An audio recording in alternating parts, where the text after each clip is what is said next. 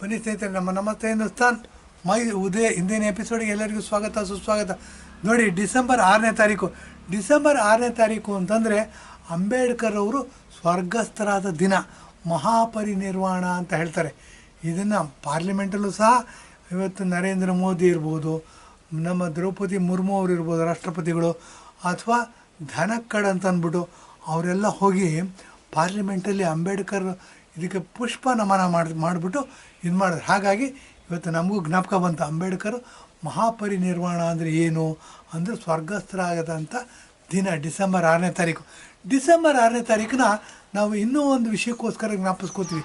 ಹಿಂದೂಗಳು ಏನು ಅಂತಂದರೆ, ಮುಲಾಯಂ ಸಿಂಗ್ ಯಾದವ್ ಅಂದ್ಬಿಟ್ಟು ಉತ್ತರ ಪ್ರದೇಶದ ಮುಖ್ಯಮಂತ್ರಿ ಆಗಿರ್ತಾರೆ. ನೋಡಿ, ಬಾಬರಿ ಮಸೀದಿನ ರಾಮ ಮಂದಿರ ಮಾಡಬೇಕು, 600 ವರ್ಷಗಳ ಡಿಸ್ಪ್ಯೂಟು. ಯಾರೋ ಬಾಬರ್ ಸೈನಿಕ ಇದ್ದಂತೆ ಮೀರ್ ಬಾಕಿ ಅಂತ ಅಂದ್ಬಿಟ್ಟು ಅವನು ತನ್ನ ವಿಜಯದ ಸಂಕೇತವಾಗಿ ರಾಮ ಮಂದಿರನ ಕೆಡವ್ಬಿಟ್ಟು ಅಲ್ಲಿರ್ತಕ್ಕಂಥ ಕಲ್ಲಿನ ಸ್ತಂಭಗಳು, ಅಲ್ಲಿರ್ತಕ್ಕಂಥ ಬಿಲ್ಡಿಂಗಿನ ಕಟ್ಟಡಗಳನ್ನ ಉಪಯೋಗಿಸ್ಬಿಟ್ಟು ಮಸೀದಿ ಮಾಡಿದಂತೆ. ಅದು 600 ವರ್ಷಗಳ ಹಿಂದೆ ನಡೆದಿದ್ದು ಕತೆ ಇದು. ನಾವು ಗುಲಾಮರು ಎಷ್ಟು ಮಟ್ಟಿಗೆ ಅಂದರೆ ಒಪ್ಕೊಂಡ್ಬಿಟ್ಟಿದ್ವಿ ನಾವು. ಅದು ಮೊದಲನೇ ಪ್ರಯತ್ನ ಆಗಿದ್ದು ಈ ಮುಲಾಯಂ ಸಿಂಗ್ ಯಾದವ್ ಮಿನಿಸ್ಟರ್ ಆಗಿದ್ದಾಗ. ಆತ ಏನು ಹೇಳ್ದ,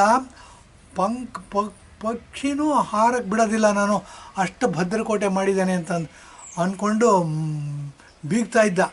ಯಾವುದು ಸಮಾಜವಾದಿ ಪಕ್ಷ ಅವ್ರು. ನೋಡಿ, ಅವ್ರು ಏನು ಅಂತಂದರೆ ಯಾದವರು ಅಂತಂದರೆ ಕೃಷ್ಣನ ವಂಶಸ್ಥರು ಅಂದರೆ ಗೋವು ರಕ್ಷಣೆ ಮಾಡತಕ್ಕಂಥವ್ರು, ಗೋಮಾತೆ ಅಂತ ಪೂಜೆ ಮಾಡ್ತಕ್ಕಂಥವ್ರು. ಇವರು ಹಿಂದೂ ವಿರೋಧಿಗಳಾಗಿ ಬಾಬರಿ ಮಸೀದಿ ಇರೋದು ಸರಿ, ಅದನ್ನು ರಕ್ಷಣೆ ಮಾಡ್ತೀವಿ ಅಂತ ಸಿಕ್ಕಾಬಟ್ಟೆ ಬೂಸ್ಟ್ ಮಾಡ್ಕೊತಿದ್ದ, ಸಿಕ್ಕಾಬಟ್ಟೆ ಬಡಾಯಿ ಕೊಚ್ಕೋತಾ ಇದ್ದ. ಏನಾಯಿತು, ಡಿಸೆಂಬರ್ 6ನೇ ತಾರೀಕು ಅನೇಕ ಜನ ಕಾರ್ಸೇವಕರು ಹೋಗ್ತಾರೆ. ಮೈಸೂರಿಂದನೂ ಒಬ್ಬ ಯಾದವ್ ಅಂತ ಒಬ್ಬ ಹೋಗ್ತಾನೆ ಹುಡುಗ. ಅವನು ಕೊನೆಯವರೆಗೂ ಇರ್ತಾನೆ, ಕೊನೆ ಇಟ್ಟಿಗೆ ಬೀಳೋವರೆಗೂ ಇರ್ತಾನೆ.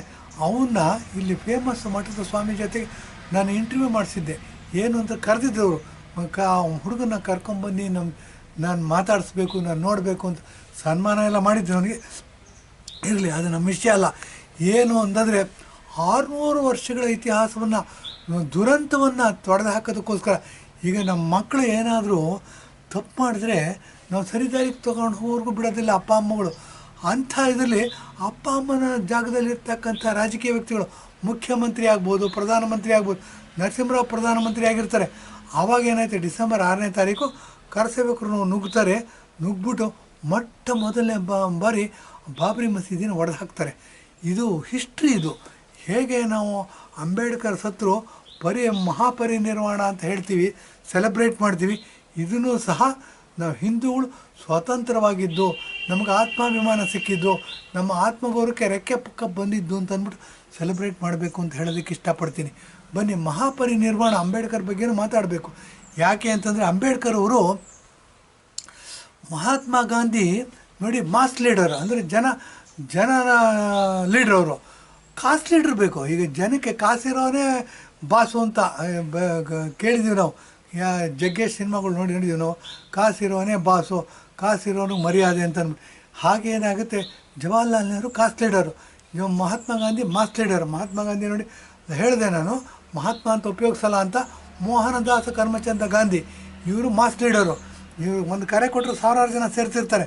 ಇವರಿಬ್ಬರು ಒಂದಾಗಿ ಏನು ಮಾಡ್ತಾರೆ, ಜವಾಹರ್ಲಾಲ್ ನೆಹರು ಅರ್ಜೆಂಟಾಗಿ ಪ್ರೈಮ್ ಮಿನಿಸ್ಟರ್ ಆಗಬೇಕಾಗತ್ತೆ, ಅಧಿಕಾರ ಅನುಭವಿಸ್ಬೇಕಾಗಿರುತ್ತೆ, ಈ ಪ್ರಪಂಚದ ಲೀಡ್ರು ಅಂತ ತೋರಿಸ್ಕೋಬೇಕಾಗಿರುತ್ತೆ.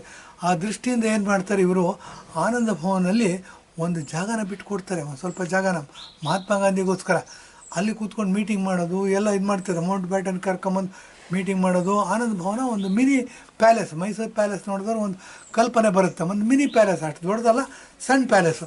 ಅದನ್ನೇನು ಮಾಡ್ತಾರೆ, ಈ ಕಾಸ್ಟ್ ಲೀಡ್ರು ಮಾಸ್ ಲೀಡ್ರು ಒಂದಾಗ್ಬಿಡ್ತಾರೆ.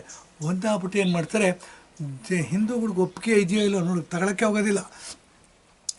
ಏನು ಮಾಡ್ತಾರೆ, ಮುಸಲ್ಮಾನರಿಗೆ ಕೂಗು ಹತ್ತಿರುತ್ತೆ, ನಮಗೆ ಸಪ್ರೇಟ್ ದೇಶ ಬೇಕು ಅಂತ ಸಪ್ರೇಟ್ ದೇಶ ಮಾಡಿಕೊಟ್ಬಿಡ್ತಾರೆ. ಅದನ್ನು ಪಾಕಿಸ್ತಾನ ಅಂತ ಕರೀತಾರೆ. ಇವರು ಮಾಡಿದ್ದು ಅತ್ಯಂತ ದೊಡ್ಡ ಘೋರ ಅಪರಾಧ, ವಿಪರ್ಯಾಸ. ನಾವು ಹಿಂದೂಗೂ ಶಾಪ ಅನುಭವಿಸ್ತಾ ಇದ್ದೀವಿ. ಏನು ಅಂತಂದರೆ, ಉಳಿದಿದ್ದು ಹಿಂದೂಗಳಿಗೋಸ್ಕರ ಹಿಂದೂ ದೇಶ ಅಂತ ಕರೀಲಿಲ್ಲ. ಗಾಯದ ಮೇಲೆ ಗಾಯದ ಮೇಲೆ ಉಪ್ಪು ಹಾಕ್ದಂಗೆ ಏನು ಮಾಡ್ತಾರೆ ಇವರು, ಸೆಕ್ಯುಲರನ್ನು ಸೇರಿಸ್ಬಿಡ್ತಾರೆ. ಸೆಕ್ಯುಲರ್ ಅಂದರೆ ಏನು ಅಂತ ಕೊಟ್ಟಿದ್ದೀನಿ. ಅತ್ಯಂತ ಅಪ್ರೋಪ್ರಿಯೇಟ್ ಶಬ್ದ, ಅತ್ಯಂತ ಸೂಕ್ತವಾದ ಶಬ್ದ ಅಂದರೆ ಎಡಬಿಡಂಗಿಗಳು ಅಂತ. ಏನು ಅಂದರೆ ಒಂದು ಮೈಸೂರು ಪಾಕನ್ನ ಇಟ್ಬಿಡ್ತೀವಿ, ಯಾರು ತಿಂತಾರೆ ಅವ್ರದ್ದು ಅಂತೀವಿ. ಇಲ್ಲಿ 20% ಜನ ಇರ್ತಾರೆ, ಅವ್ರು ಹೊಡೆದಾಟದ ಮನೋಭಾವದವರು. ಅವ್ರು ನಂದು ಅಂತ, ನನಗೆ ಬೇಕು ಇಡೀ ಮೈಸೂರು ಪಾಕು ಅಂತ ಬರ್ತಾರೆ. ಈ ಇನ್ನು 80% ಜನ ಇರ್ತಲ್ಲ, ಹೊಟ್ಟೆ ತುಂಬಿರೋ ಮಂಡ್ಯ ಮಕ್ಕಳು ಇವರು, ಹಿಂದೂಗಳು. ತಿನ್ಕೊಂಡು ಹೋದ್ರೆ ಹೋಗಲಿ ಬಿಡು ಅಂತ ಸುಮ್ಮನೆ ಬಿಟ್ಬಿಟ್ಟಿದ್ವಿ. ದೇಶನ ಹಿಂಗೆ ಆಗಿದೆ. ಇದ್ರ ಬಗ್ಗೆ ಭಾಳ ಜಾಸ್ತಿ ಮಾತಾಡಬೇಕು, ಇನ್ಯಾವಾಗಾರು ಮುಂದೆ ಮಾತಾಡ್ತೀವಿ. ಈ ಮಹಾಪರಿನಿರ್ವಾಣ ಮಾಡಿದಾಗ ನೋಡಿ ಏನು ಅಂತ ಹೇಳ್ತೀನಿ. ಅಂಬೇಡ್ಕರ್ ಅವರು ಸಂವಿಧಾನ ರಚನೆ ಮಾಡಿದ್ರು ಅಂತ ಹೇಳ್ತಾರೆ. ದೇಶ ಡಿವೈಡ್ ಆದಾಗ ಅಂಬೇಡ್ಕರ್ ಅವರು ಒಂದು ಒಪಿನಿಯನ್ ಕೊಡ್ತಾರೆ, ಅಭಿಪ್ರಾಯ ಕೊಡ್ತಾರೆ. ನಿನ್ನ ಅಭಿಪ್ರಾಯ ಏನು ಅಂತ ಕೇಳಿದಾಗ, ಇಲ್ಲಿರೋ ಮುಸಲ್ಮಾನರೆಲ್ಲ ಪಾಕಿಸ್ತಾನಕ್ಕೆ ಹೋಗ್ಬಿಡ್ಲಿ ಅನ್ನೋ ಅಭಿಪ್ರಾಯನ ಕೊಡ್ತಾರೆ. ಇದು ಅನೇಕ ಪುಸ್ತಕಗಳಲ್ಲಿ ಸಿಗುತ್ತೆ. ಆದರೆ ಜವಾಹರ್ಲಾಲ್ ನೆಹರು ಒಪ್ಪೋದಿಲ್ಲ. ಯಾಕೆ ಒಪ್ಪೋದಿಲ್ಲ ಅಂದರೆ, ಆತನೇ ಮುಸ್ಲಿಮು ಬೇಸಿಕ್ಕಾಗಿ. ಅವರು ಹಿಂದೂ ಅಂತ ಮೋಸ ಮಾಡ್ಕೊಂಡು, ಕಾಶ್ಮೀರಿ ಪಂಡಿತರು ಮೋಸ ಮಾಡ್ಕೊಂಡು ಪ್ರಧಾನಮಂತ್ರಿಯಾಗಿ ಕೊಟ್ಟಿರ್ತಾರೆ. ಆ ದೃಷ್ಟಿಯಿಂದ ಅವ್ರು ಒಪ್ಪೋದಿಲ್ಲ. ಇದು caste leader, Mahatma Gandhi mass leader, ಕಾಸಿರಲ್ಲ. ಹಾಗಾಗಿ ಜವಾಹರ್ಲಾಲ್ ಹೇಳಿದ್ದಕ್ಕೆಲ್ಲ ಜೈ ಅಂತಿರ್ತಾರೆ. ಹಾಗನ್ಬಿಟ್ಟು ಇವ್ರು ಜೈ ಅಂತಾರೆ. ಇದು ದುರಂತ ಏನಾಗುತ್ತೆ ಅಂತಂದರೆ, ನಮ್ಮದು ರಿಪಬ್ಲಿಕ್ ಇಂಡಿಯಾ ಆಗುತ್ತೆ 1950 ಜನವರಿ 26ನೇ ತಾರೀಕು ನಮ್ಮದು ರಿಪಬ್ಲಿಕ್ ಇಂಡಿಯಾ ಅಂತ ಡಿಕ್ಲೇರ್ ಮಾಡ್ತೀವಿ. ಸರ್ವತಂತ್ರ ಸ್ವತಂತ್ರ ಗಣರಾಜ್ಯ ಅಂತ ಅಂದ್ಬಿಟ್ಟು, ಅಂದರೆ of the people, by the people, for the people, democracy ಅಂತ ಒಪ್ಕೋತೀವಿ. ಬಹುಮತಕ್ಕೆ ಮಾನ್ಯತೆ ಎಲ್ಲ ಅಪೀಸ್ಮೆಂಟ್ ಮಾಡ್ಕೋತಾ ಬರ್ತೀವಿ. ಅದು ಬೇರೆ ವಿಷಯ, ಬೇಕಾದಷ್ಟು ವಿಷಯ ಮಾತಾಡ್ಬೋದು. ಏನಾಗುತ್ತೆ ಈ ಥರ ಮಾತಾಡಿದಾಗ, ಟಾಲೆಸ್ಟ್ ಲೀಡರು ಅಂಬೇಡ್ಕರ್ನು ತಮ್ಮ ಅಭಿಪ್ರಾಯ ಹೇಳಿದಾಗ ಅವ್ರು ಹೇಳ್ತಾರೆ, ಇಲ್ಲಿರ್ತಕ್ಕಂಥ ಮುಸಲ್ಮಾನರನ್ನೆಲ್ಲ ಪಾಕಿಸ್ತಾನಕ್ಕೆ ಕಳಿಸ್ಬಿಡೋಣ ಅಂತ. ಒಪ್ಕೊಳ್ಳೋದಿಲ್ಲ ಕಾಸ್ಟ್ ಲೀಡರು, ಮಾಸ್ ಲೀಡರು. ಹಾಗಾಗಿ ಏನಾಗುತ್ತೆ, ಇಲ್ಲಿರ್ತ ಅನೇಕ ಯಾರು ಒಪ್ಕೊಳ್ಳೋಕೆ ಇಷ್ಟಪಡ್ತಾರೆ, ಯಾರು ಇಂಡಿಯಾ ದೇಶದಲ್ಲೇ ಇರಬೇಕು ಅಂತ ಇಷ್ಟಪಡ್ತಾರೆ, ಅವ್ರನ್ನೆಲ್ಲ ಇಲ್ಲಿ ಇರೋದಕ್ಕೂ ಒಪ್ಪಿಗೆ ಕೊಡ್ತಾರೆ. ಒಪ್ಪಿಗೆ ಕೊಟ್ಬಿಟ್ಟು ರಿಪಬ್ಲಿಕ್ ಇಂಡಿಯಾ ಫಾರ್ಮ್ ಆಗುತ್ತೆ, ಗಣತಂತ್ರ ಫಾರ್ಮ್ ಆಗುತ್ತೆ. ಫಾರಮ್ ಆದಮೇಲೆ ನೋಡಿ, ಕಾನ್ಸ್ಟಿಟ್ಯೂಷನ್ನಲ್ಲಿ ಸೆಕ್ಯುಲರ್ ಅನ್ನೋ ವರ್ಡ್ನ ಸೇರಿಸ್ಬಿಡ್ತಾರೆ. ಅಂದರೆ ಇದು ಒಂದು ಮೈಸೂರು ಪಾಕು ಇಂಡಿಯಾ, ಯಾರು ಬೇಕಾದ್ರೂ ತಿನ್ಬೋದು. 20% ಇರ್ತಕ್ಕಂಥ ಮುಸಲ್ಮಾನರು ನಮ್ಮದು ಅಂತ ಜಾಸ್ತಿ ಇವತ್ತು ಓಡಾಡ್ತಾರೆ. 2047ರಲ್ಲಿ ಇಡೀ ಇಂಡಿಯಾ ದೇಶವನ್ನು ಮುಸಲ್ಮಾನ್ ದೇಶವಾಗಿ ಮಾಡ್ತೀವಿ ಅಂತ ಹೊರಟಿದ್ದಾರೆ. ನೋಡಿ, ಒಂದು ಪಾಪ್ಯುಲರ್ ಸ್ಲೋಗನ್ ಇತ್ತು, ಏನು ಅಂದರೆ ಲಡ್ಕೆ ಲಿಯಾ ಪಾಕಿಸ್ತಾನ್, ಹಸ್ತೆ ಲೇಂಗೆ ಹಿಂದೂಸ್ತಾನ್ ಅಂತ ಅಂದ್ಬಿಟ್ಟು. ಇದು ನಿಜ ಆಗ್ಬಿಡುತ್ತೆ ಅಂತಲೂ ಒಂದು ಪ್ರತೀತಿ ಇದೆ. ಒಂದು ಮೈಂಡ್ ಸೆಟ್ ಪೀಪಲ್ ಒಪ್ಕೋತಾರೆ ಇದನ್ನು. 2047ಕ್ಕೆ ಇಂಡಿಯಾ ದೇಶ ಇಸ್ಲಾಮಿಕ್ ರಾಷ್ಟ್ರ ಆಗುತ್ತೆ. ಇಸ್ಲಾಮಿಕ್ ರಾಷ್ಟ್ರಗಳು ಪ್ರಪಂಚದಲ್ಲಿ 50ಕ್ಕಿಂತ ಜಾಸ್ತಿ ಇದ್ದಾವೆ. ಆದರೆ ಹಿಂದೂಗಳಿಗೋಸ್ಕರ ಇರ್ತಕ್ಕಂಥ ಏಕೈಕ ಹಿಂದೂ ರಾಷ್ಟ್ರ ಭಾರತ ದೇಶ. ಹಿಂದೂಸ್ತಾನ ಅಂತ ಕರೆಯೋಣ ಅಂತ ಹೇಳೋದಕ್ಕೆ ಇಷ್ಟಪಡ್ತೀನಿ. ಇದು ಮುಂದುವರಿತಾ ಅಂಬೇಡ್ಕರ್ ಅವರು ವಾದನ ತಿರಸ್ಕರ್ತಾರೆ, ಸೆಕ್ಯುಲರ್ ಅಂತ ಮಾಡ್ತಾರೆ, ಸೆಕ್ಯುಲರ್ನ ಸೇರಿಸ್ತಾರೆ. ಮಹಾಪರಿನಿರ್ವಾಣ ಅಂದರೆ ಅಂಬೇಡ್ಕರ್ ಸತ್ತ ದಿನವನ್ನು, ಸ್ವರ್ಗಸ್ಥರಾದ ದಿನವನ್ನು, ಮರಣ ಹೊಂದಿದ ದಿನವನ್ನು ಮಹಾಪರಿನಿರ್ವಾಣ ಅಂತ ಹೇಳ್ತಾರೆ. ಈ ಸಂಸ್ಕೃತ ಶಬ್ದ ಅಪ್ರೋಪ್ರಿಯೇಟ್ ಅಲ್ಲ. ಇದು ಹೇಗೆ ಬಂತು, ಎಲ್ಲಿಂದ ಬಂತು ಗೊತ್ತಿಲ್ಲ. ಏಕೆಂದರೆ ಎಲ್ಲದಕ್ಕೂ ಪರ್ಯಾಯ ಹುಡ್ಕಕ್ಕೆ ಹೊರಟಿದ್ದೀವಿ ನಾವು. ಹಾಗಾಗಿ ಕೆಲವು ಪ್ರಮಾದಗಳು ಆಗ್ತಾಯಿದೆ. ಬನ್ನಿ, ಅಂಬೇಡ್ಕರ್ ಅವರು ಸ್ವರ್ಗಸ್ಥರಾದ ದಿನ ಅಂತ ಕರೆಯೋಣ. ಈ ಅಂಬೇಡ್ಕರ್ಗೆ ಹೇಗೆ ಮೋಸ ಮಾಡಿದ್ರು, ಮೋಸ ಮಾಡಿರೋರು ಯಾರು ಅನ್ನೋದ್ರ ಬಗ್ಗೆನೂ ವಿಶ್ಲೇಷಣೆ ಮಾಡಬೇಕಾಯ್ತು. ಅಂಬೇಡ್ಕರ್ ಅವರು ಮುಸಲ್ಮಾನರನ್ನೆಲ್ಲ ಪಾಕಿಸ್ತಾನಕ್ಕೆ ಕಳಿಸ್ಬಿಡೋಣ ಅಂತ ಹೇಳಿದಾಗ ಮೊಟ್ಟ ಮೊದಲನೇಗೆ ವಿರೋಧ ಮಾಡಿದವರು ಜವಾಹರ್ಲಾಲ್ ನೆಹರು. ಯಾಕೆ ಅಂತಂದರೆ, ಸ್ವತಃ ಆತ ಮುಸಲ್ಮಾನ, ಪ್ರೈಮ್ ಮಿನಿಸ್ಟರ್ ಆಗಬೇಕು ಅಂತಂದರೆ ಹಿಂದೂ ಆಗಿರಬೇಕಾಗತ್ತೆ. ಹಾಗಾಗಿ ಜವಾಹರ್ಲಾಲ್ ನೆಹರು ಕಾಶ್ಮೀರಿ ಪಂಡಿತರು ಅಂತ ಆಗಿರ್ತಾರೆ ಅಂತ ಹೇಳಿದೆ. ಇವರೇನು ಮಾಡ್ತಾರೆ, ನಮ್ಮದು ಗಣತಂತ್ರ ಸಾರ್ವಭೌಮ ಸ್ವರಾಜ್ಯ ಆದಮೇಲೆ ಮೊಟ್ಟ ಮೊದಲನೇ ಎಲೆಕ್ಷನ್ ನಡೆಯುತ್ತೆ. ಮುಂಬೈಯಲ್ಲಿ ಅಂಬೇಡ್ಕರ್ ಅವರಿಗೆ ಸೀಟ್ ಕೊಡೋದಿಲ್ಲ ಕಾಂಗ್ರೆಸ್ನವರು. ನೋಡಿ, ಕಾಂಗ್ರೆಸ್ 70 ವರ್ಷಗಳು ಅವ್ರ ಹೆಸರು ಹೇಳ್ಕೊಂಡು ರಾಜ್ಯಭಾರ ಮಾಡ್ತಾರೆ. ಆದರೆ BR ಅಂಬೇಡ್ಕರ್ಗೆ ಸೀಟ್ ಕೊಡೋದಿಲ್ಲ ರೀ ಇವರು. ಕಾಂಗ್ರೆಸ್ಸಿಂದ ಸೀಟ್ ಸಿಗೋಲ್ಲ. MP ಆಗಿ ಕಂಟೆಸ್ಟ್ ಮಾಡ್ತಾರೆ, ಸ್ವತಂತ್ರ ಅಭ್ಯರ್ಥಿ ಕಂಟೆಸ್ಟ್ ಮಾಡ್ತಾರೆ. ಆದರೆ ಅಂಬೇಡ್ಕರ್ ಆಫೀಸ್ನಲ್ಲೇ ಕೆಲಸ ಮಾಡ್ತಕ್ಕಂಥ ಒಬ್ಬನ್ನ ಏನು ಸ್ಟಾಫ್ನ ತೊಗೊಂಡು ಅವನ ವಿರುದ್ಧ ನಿಲ್ಲಿಸ್ತಾರೆ, ಅವನ್ನ ಗೆಲ್ಲಿಸ್ತಾರೆ. ಹೀಗೆ ದಲಿತ ಸಮಾಜಕ್ಕೆ ಯಾಮಾರಿಸಿದ್ದು, ದಲಿತ ಸಮಾಜಕ್ಕೆ ಮೋಸ ಮಾಡಿದ್ದು, ದಲಿತ ಸಮಾಜಕ್ಕೆ ಅನ್ಯಾಯ ಮಾಡಿದ್ದು, ದಲಿತ ಸಮಾಜದ ಮೇಲೆ ದೌರ್ಜನ್ಯ ಮಾಡಿದ್ದು ಕಾಂಗ್ರೆಸ್ ಅಂತ ಹೇಳ್ಬೋದು. ಮೊಟ್ಟ ಮೊದಲನೇ ಬಾರಿಗೆ ಅಂಬೇಡ್ಕರ್ ಅವ್ರನ್ನ ರಾಜಕೀಯವಾಗಿ MP ಎಲೆಕ್ಷನ್ನಲ್ಲಿ ಮುಂಬೈಯಲ್ಲಿ ಸೋಲಿಸ್ತಕ್ಕಂಥ ಕೆಲಸ ಮಾಡೋದು ಇದೇ ಕಾಂಗ್ರೆಸ್ಸು.